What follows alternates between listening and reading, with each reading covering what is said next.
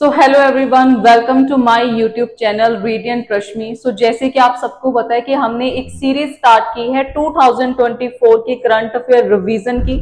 सो आज की वीडियो के अंदर हम मेजरली डिफेंस क्वेश्चन को है एनालाइज करेंगे। So the first question is question number 61। So question number 61 is Sreeja Akula is a top rated Indian player in which sport. So अगर हम श्रीजा अकुला की बात करते हैं, श्रीजा अकुला कौन सी गेम के साथ एसोसिएटेड है? The answer is table tennis. तो श्रीजा अकुला हमारे इंडिया के number 1 women single title player है। और ये कौन सी गेम के साथ एसोसिएटेड है? टेबल टेनिस के साथ एसोसिएटेड है। और श्रीजा अकुला अभी तक इंडिया के अंदर 2 बार इंडियन नेशनल चैंपियन भी जीत चुकी है। और ये कौन सी स्टेट से बिलोंग करती है? That is Telangana. ये क्वेश्चन एग्जाम के अंदर पूछा जाता है कि श्रीजा अकुला कौन सी स्टेट से बिलोंग करती है? तेलंगाना। और हम तेलंगाना डे कब ऑब्जर्व करते हैं? 2 जून को। तेलंगाना हमारी 28 स्टेट बनी थी। कब बनी थी? 2 जून 2014 के अंदर। तो ये पॉइंट भी आप याद रख सकते हो। So Sreeja Akula belong to table tennis game. तो नेक्स्ट जो हमारा क्वेश्चन है, question number 62। Sumit Nagal clinch the man single title in the Heilbronner Neckarcup challenger tournament in which country? तो अगर हम सुमित नागल की बात करें, सुमित नागल ने रिसेंटली टेनिस के अंदर मैन सिंगल टाइटल है जो जीता है। और ये टाइटल कौन सी कंट्री के अंदर हुआ था? That is in the Germany. Germany के अंदर ये टाइटल हुआ था। और जर्मनी की अगर हम कैपिटल की बात करते हैं, जर्मनी की कैपिटल क्या है? बर्लिन। तो अगर हम इस मैन सिंगल टाइटल की बात करें, सुमित नागल ने किसको डिफीट किया था? That is Alexander. और ये कौन सी कंट्री से बिलोंग करते हैं? Switzerland.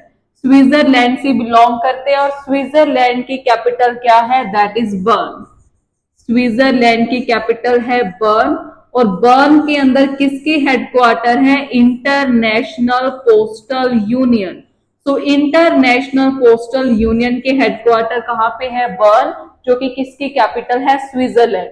So Sumit Nagal belong to tennis game. और इन्होंने किसको डिफीट किया था? अलेक्जेंडर। और ये कौन सी कंट्री से है? स्विट्जरलैंड। सो नेक्स्ट जो हमारा क्वेश्चन है, question number 63। Spain's Carlos Garcia grabbed his first ever French Open men single title। तो हमने प्रीवियस वीडियो में ये क्वेश्चन काफी बार डिस्कस किया है कि जो कैर्लोस अल्कारेज है ये कौन सी कंट्री से बिलोंग करते हैं? स्पेन से बिलोंग करते हैं।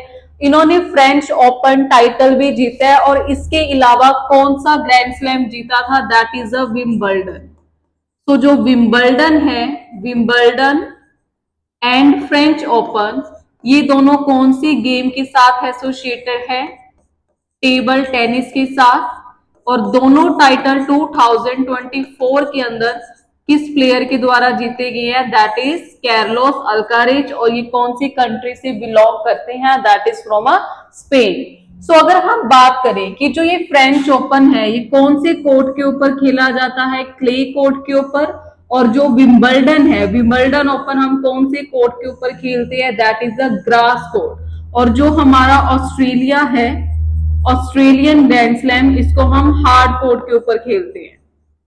ऑस्ट्रेलियन एंड यूएसए ओपन, इन दोनों को हम कौन से कोर्ट के ऊपर खेलते हैं? Hard court. और जो ये हमारी 4 ग्रैंड स्लैम है, French Open, USA Open, Australian Open and Wimbledon, इन सब में से सबसे पुराना ग्रैंड स्लैम कौन सा है? That is a Wimbledon. तो याद रखना है आपने, कैर्लोस जो कि स्पेन कंट्री से बिलोंग करते हैं, कौन सी गेम के प्लेयर है? टेनिस। और 2024 Wimbledon and French open. So next जो हमारा क्वेश्चन है, who won the women single title at the French open tennis grand slam? तो अगर हम वुमेन की बात करें, सो वुमेन सिंगल के अंदर फ्रेंच ओपन टाइटल किसके द्वारा जीता गया है? दैट इज ईगा स्वातिक। अगर हम ईगा स्वातिक की बात करें, कौन सी कंट्री से बिलोंग करती है? That is of Poland. Eega स्वातिक from Poland इन्होंने फ्रेंच ओपन टेनिस टूर्नामेंट है जो जीता है। और अगर हम विंबलडन की बात करें, हमने प्रीवियस वीडियो के अंदर भी डिस्कस किया था कि जो विंबलडन है ये किसके द्वारा जीता गया है, दैट इज बारबोरा। बारबोरा, और बारबोरा कौन सी कंट्री से बिलोंग करती है, जेक रिपब्लिक। जेक रिपब्लिक, ठीक है, ये भी आपने याद रखना है। तो नेक्स्ट जो हमारा क्वेश्चन है, क्वेश्चन नंबर 65।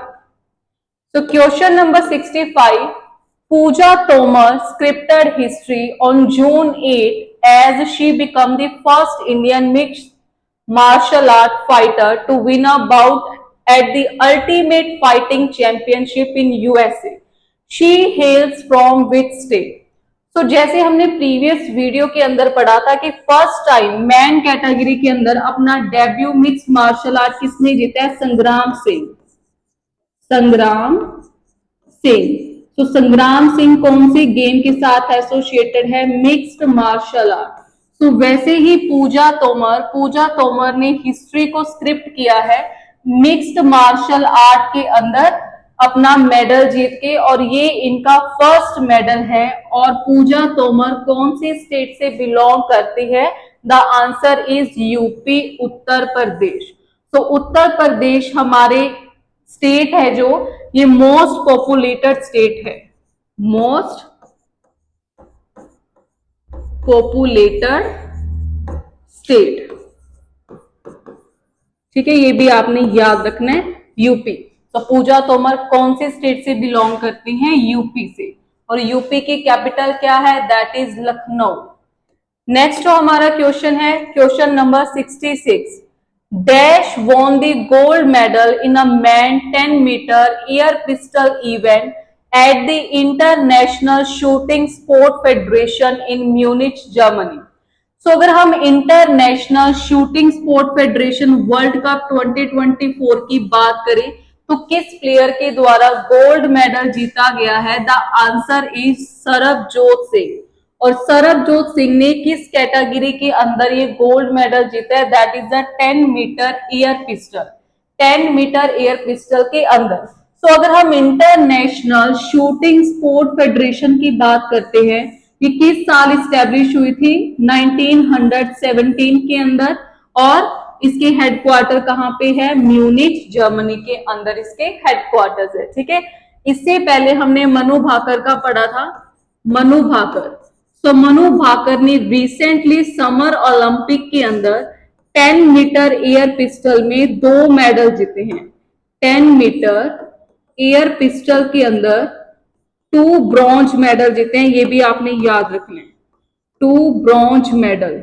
और ये मेडल कहां पे जीते हैं, समर ओलंपिक, समर ओलंपिक। और ये ओलंपिक हुई कहां पे है, पेरिस, फ्रांस, पेरिस फ्रांस के अंदर। सो ये भी आपने याद रखना है। नेक्स्ट जो हमारा क्वेश्चन है, क्वेश्चन नंबर 67। अब यहां से जो हमारे डिफेंस रिलेटेड क्वेश्चन है 2024 के वो स्टार्ट होते हैं। तो हमारा जो फर्स्ट क्वेश्चन है, DRDO conducted a successful flight trial India's first long range hypersonic missile। तो अगर हम इंडिया की पहली लॉन्ग रेंज हाइपरसोनिक मिसाइल की बात करते हैं जिसकी रेंज कितनी है, 1500 किलोमीटर, और इसको किसके द्वारा ट्रायल किया गया है, DRDO के द्वारा।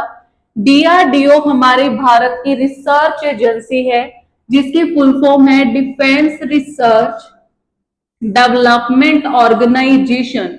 और DRDO की साल स्टैब्लिश हुई थी 1958 के अंदर, और इसके हेडक्वार्टर्स कहाँ पे हैं, न्यू दिल्ली। और DRDO कौन सी मिनिस्ट्री के अंदर काम करती है, that is the ministry of defence.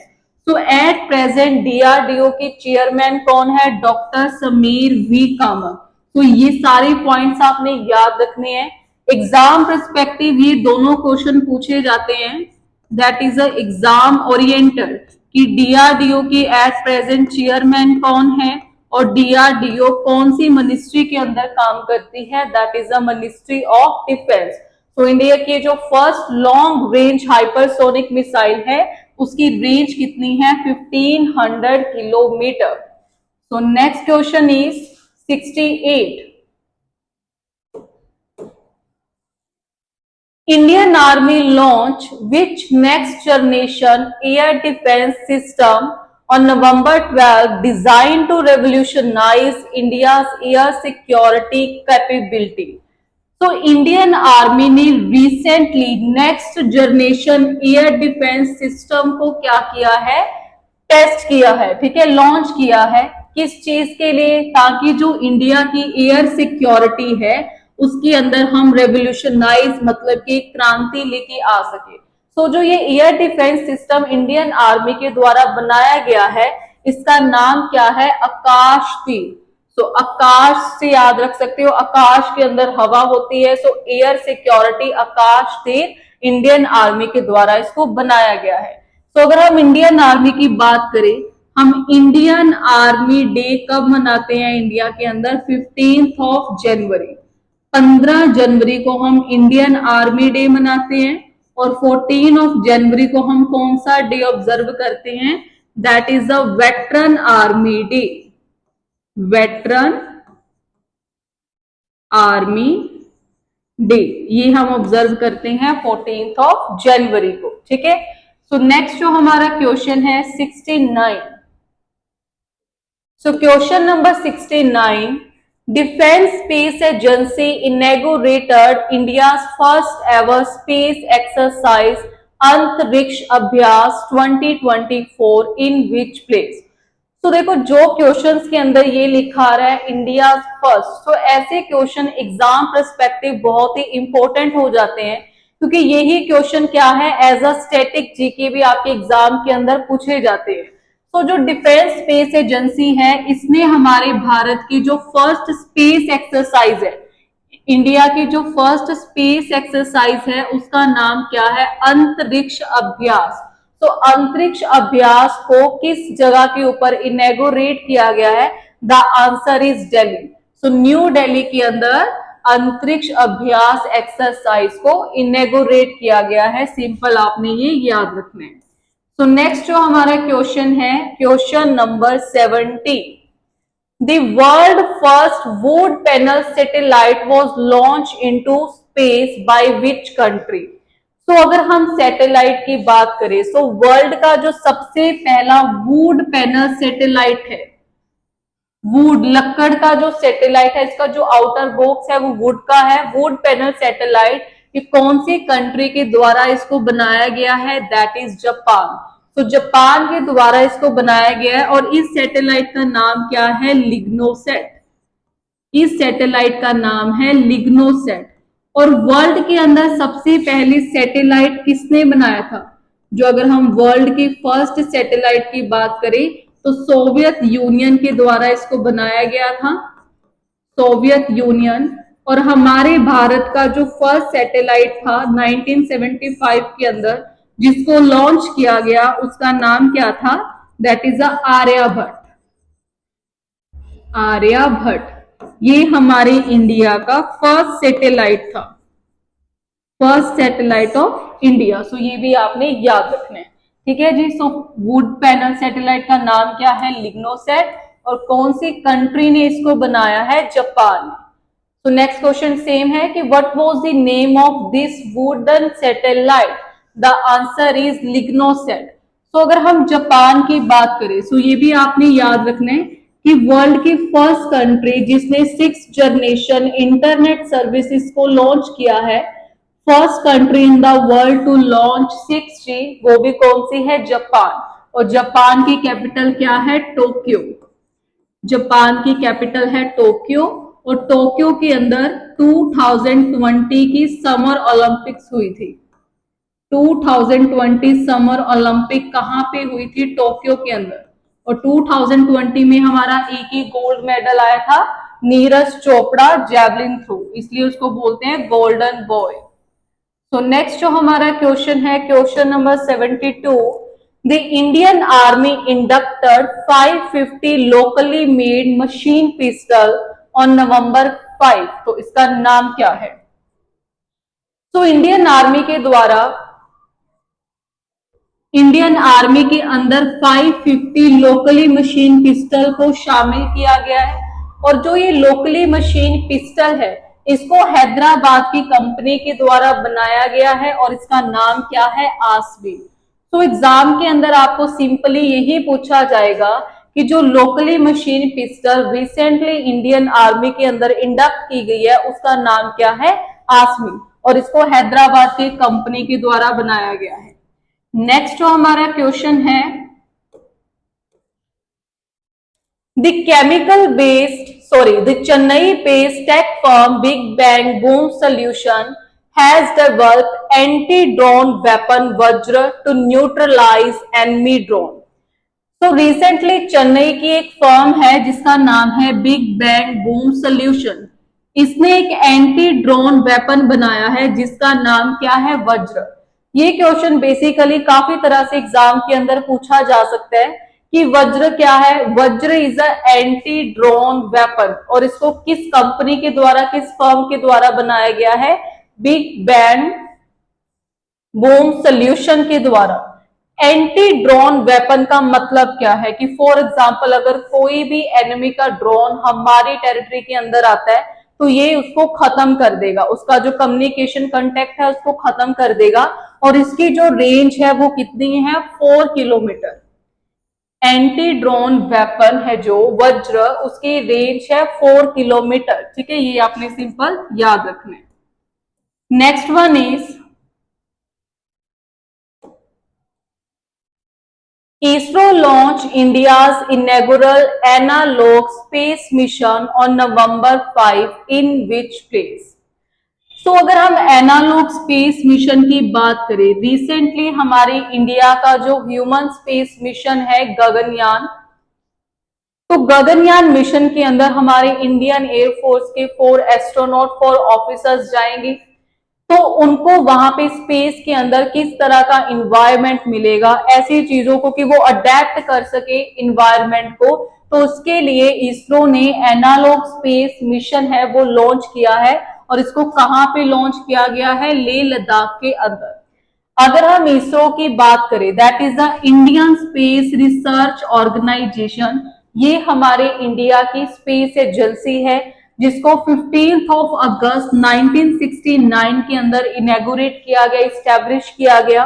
और इसके हेडक्वार्टर्स कहाँ पे है, बेंगलोर के अंदर है। और इसके चेयरमैन का नाम है doctor V Narayan.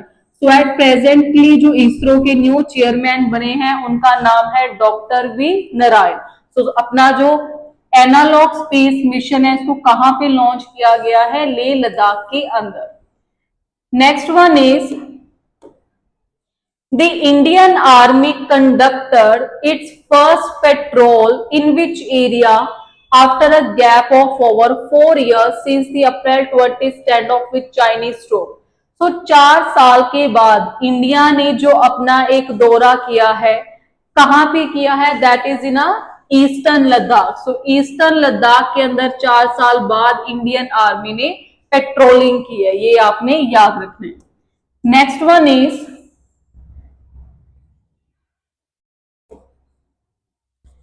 Ninth edition of India-Indonesia Joint Special Force Exercise गर्भ शक्ति hosted by which country? तो ये हमारी कुछ मिलिट्री एक्सरसाइज हैं जो एग्जाम्स के अंदर पूछी जाती हैं। फॉर एग्जाम्पल जैसे वहां पे गरुड़ शक्ति गिवन है कि गरुड़ शक्ति कौन सी 2 कंट्री के बीच में एक्सरसाइज है, that is India and Indonesia. तो 2024 के अंदर इसका जो 9th एडिशन हुआ है वो कौन सी कंट्री के द्वारा होस्ट किया गया है, इंडोनेशिया के द्वारा। तो अगर हम इंडोनेशिया की कैपिटल की बात करें दैट इज जकार्ता। और जकार्ता के अंदर किसके हेडक्वार्टर है, ASEAN association of south east Asian nation. और इंडिया आसियान का मेंबर नहीं है। ये क्वेश्चन एग्जाम के अंदर पूछा जाता है कि इंडिया आसियान का मेंबर है या नहीं है। So India is not a part. ठीक है, ये आपने याद रखना है। सो अगर हम बात करें एक्सरसाइज साइक्लोन, एक्सरसाइज साइक्लोन ये कौन सी कंट्री के बीच में है, India and Egypt, India and Egypt. Exercise desert cyclone, desert cyclone ये है India and United Arab Emirates. ऐसे ही exercise Surya Kiran, exercise Surya Kiran between India and Nepal. Exercise hand in hand, that is between India and China, India and China. Next is exercise युद्ध अभ्यास, युद्ध अभ्यास between India and USA. India and USA के बीच में एक और एक्सरसाइज है, एक्सरसाइज वज्र प्रहार, वज्र प्रहार। तो ये कुछ इंपॉर्टेंट मिलिट्री एक्सरसाइज हैं जो एग्जाम के अंदर बहुत बार रिपीट होती है, क्योंकि इनका जो सेशन है वो एनुअली या फिर बाई एनुअली होता है। So Garud Shakti, Cyclone, desert Cyclone, Surya Kiran, Hand in Hand, Yudh Abhyas and Vajra Prahar, these are some of the important military exercises. Next one is India's first private sector military cargo aircraft manufacturing unit, the Tata Aircraft Complex was inaugurated in which city? तो हमारे भारत का, India का जो first private sector military cargo aircraft है, इसका जो complex है वो कौन सी सिटी के अंदर लगाया गया है? That is Vadodara, Gujarat. और जो ये कार्गो मिलिट्री एयरक्राफ्ट है, मतलब कि फॉर एग्जांपल अगर हमने किसी कंट्री के अंदर या किसी स्टेट के अंदर कोई भी सामान भेजना है तो इन एयरक्राफ्ट की मदद से हम भेज सकते हैं। और ये हमारे भारत का पहला private sector military cargo aircraft है, जिसका जो प्लांट है वडोदरा, गुजरात के अंदर लगाया गया है। और इस फाइटर क्राफ्ट का नाम क्या है? सॉरी, इस कार्गो का नाम क्या है? कार्गो एयरक्राफ्ट C295, C295, ये आपने याद रखना। C295 कार्गो एयरक्राफ्ट जिसका जो प्लांट है वडोदरा, गुजरात के अंदर लगा। Next one is What is the name of anti-submarine warfare shallow watercraft delivered to the Indian Navy? तो रिसेंटली इंडियन नेवी को क्या दिया गया है? Anti submarine warfare shallow watercraft, जिसका नाम क्या है? अबे। कि फॉर एग्जांपल अगर कोई भी दुश्मन की सबमरीन हमारी तरफ बढ़ रही है तो इसको डिटेक्ट करेगी, उस एंटी सबमरीन वॉरफेयर का नाम है अबे, जिसको इंडियन नेवी को डिलीवर किया गया है। और हम इंडियन नेवी डे कब ऑब्जर्व करते हैं? 4 दिसंबर। 4th of December is the Indian Navy Day. Next one is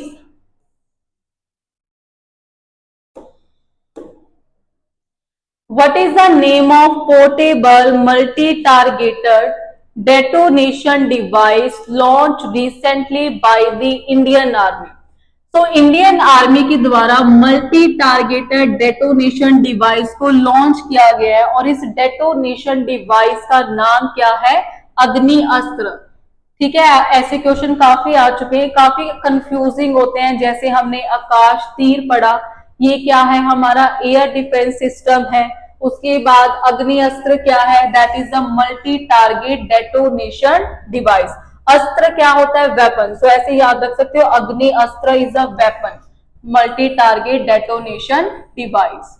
next one is what type of ship Indian naval समर्थक which was launched for the Indian Navy?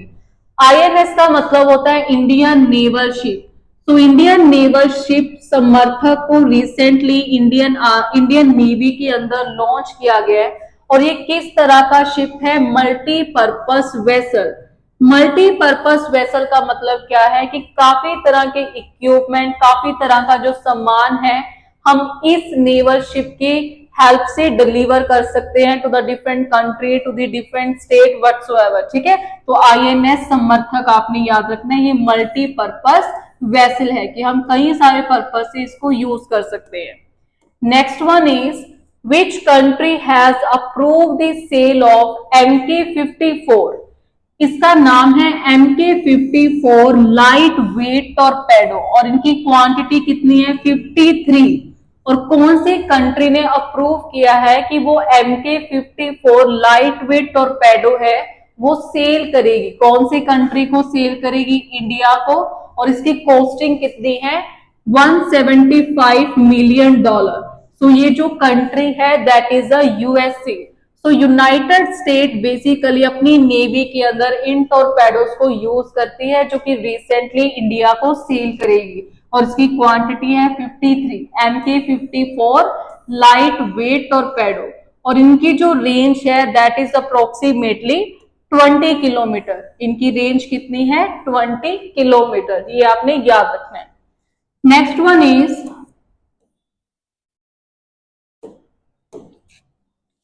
the cabinet committee on security approved the acquisition of MK9B remotely piloted predator drone to which country। अब देखो जैसे हमने पहले पढ़ा वो क्या थे लाइट वेट टॉर्पेडोज थे, ये क्या है MQ9B पायलेटेड प्रीडेटर ड्रोन्स है। ये भी इंडिया परचेज करेगी, कौन सी कंट्री से परचेज करेगी that is the United state से। तो याद रखना है MQ9B ये क्या है ड्रोन्स है और MK54 ये क्या है टॉर्पेडोज। दोनों में डिफरेंस याद रखना है बट दोनों में सिमिलैरिटी क्या है, कॉमन क्या है कि इंडिया ये दोनों किससे परचेज कर रही है यूएसए से। नेक्स्ट वन इज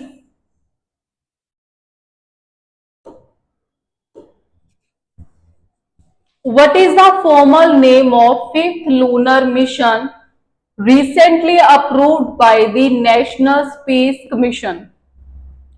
तो हमारे भारत का जो फिफ्थ लूनर मिशन है उसका नाम क्या है LUPEX, that is the lunar polar exploration. LUPEX is the fifth lunar mission of India. हमारे भारत का फर्स्ट मिशन कौन सा था चंद्रयान-1, चंद्रयान-1 2008, फिर चंद्रयान-2 2019, चंद्रयान-3 2023, चंद्रयान-4 2027। अब ये हमारा जो फिफ्थ लूनर मिशन है इसका नाम है ल्यूपेक्स, ये आपने याद रखना है।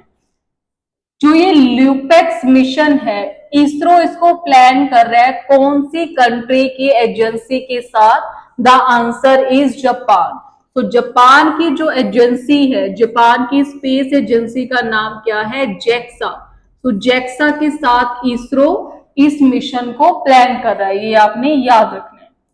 Next one is Indian army rolled out first fully overhauled version of which battle tank.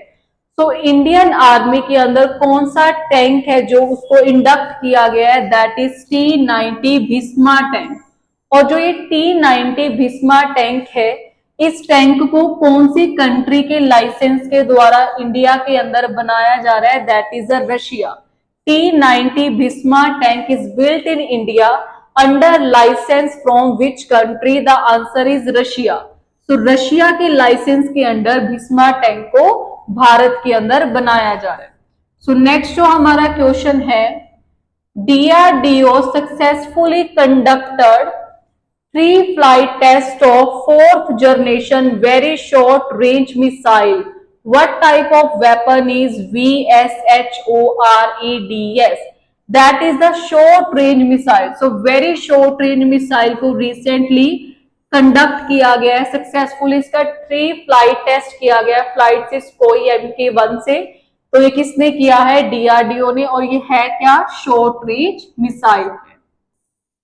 तो नेक्स्ट जो हमारा क्वेश्चन है Mark Rutte former prime minister of took over as the secretary general of NATO. So अगर हम NATO की बात करते हैं that is the North Atlantic Treaty organisation.